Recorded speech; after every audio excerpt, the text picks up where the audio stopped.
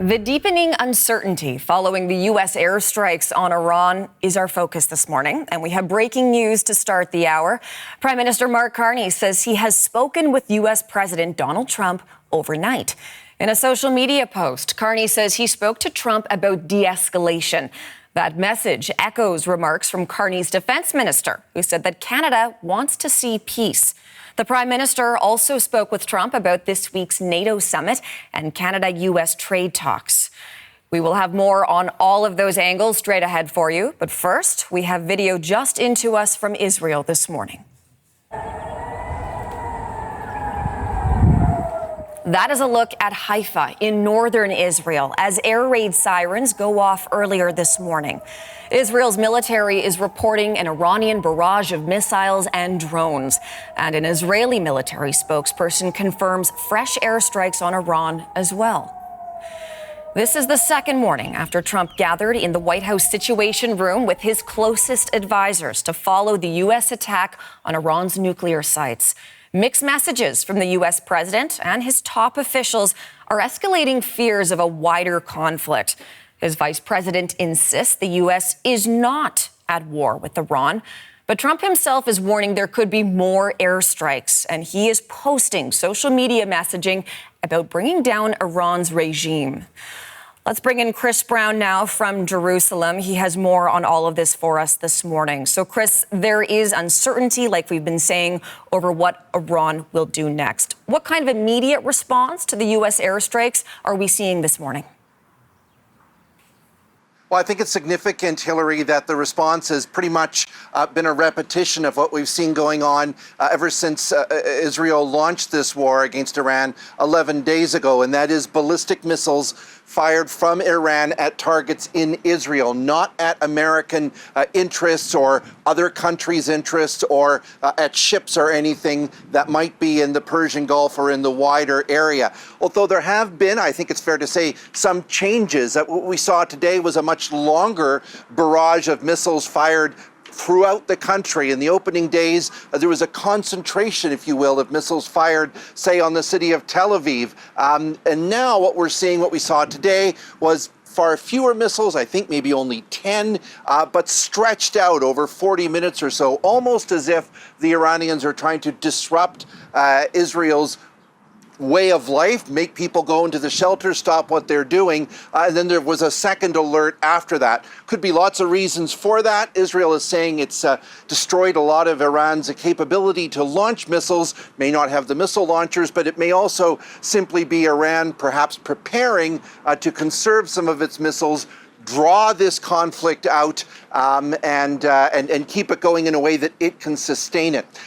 On the other hand, we've also seen Israel respond. Lots of very heavy airstrikes today on Tehran, on what Israel says are regime targets. So we've seen them hit the Revolutionary Guard offices. We've seen them hit a prison, a notorious prison that was used to jail dissidents and other regime opponents. We've also seen strikes on Iranian airports as well. So all of that back and forth has been happening just in the last few hours. We're also getting some more insights from the IAEA, the UN's atomic watchdog, on what the impact of those U.S. strikes, particularly on Fordow, might have been. Now, remember, the IAEA is not in Iran right now. They cannot go in to investigate any of the damage themselves. Nonetheless, Rafael Grossi, who's the head of that organization, spoke about the situation as they believe it to be recently, or just a few minutes ago, I should say, in Vienna. Let's have a listen. Craters are now visible at the Fordow site, Iran's main location for enriching uranium at 60%. At this time, no one, including the IAEA, is in a position to have fully assessed the underground damage at Fordow.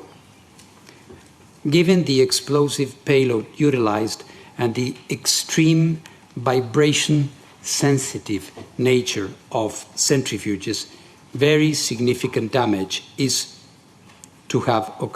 expected to have occurred.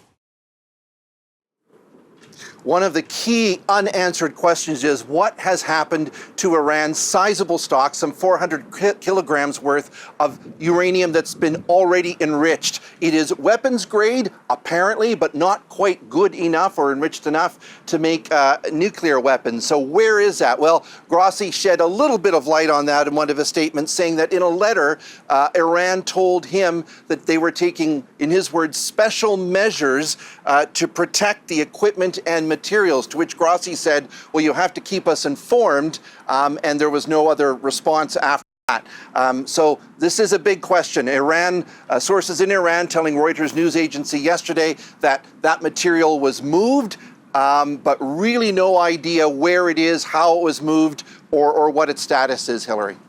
And Chris, if we focus on some sort of possible strategic response from Iran to talks that may even threaten to further escalate the war, what could we see on that front?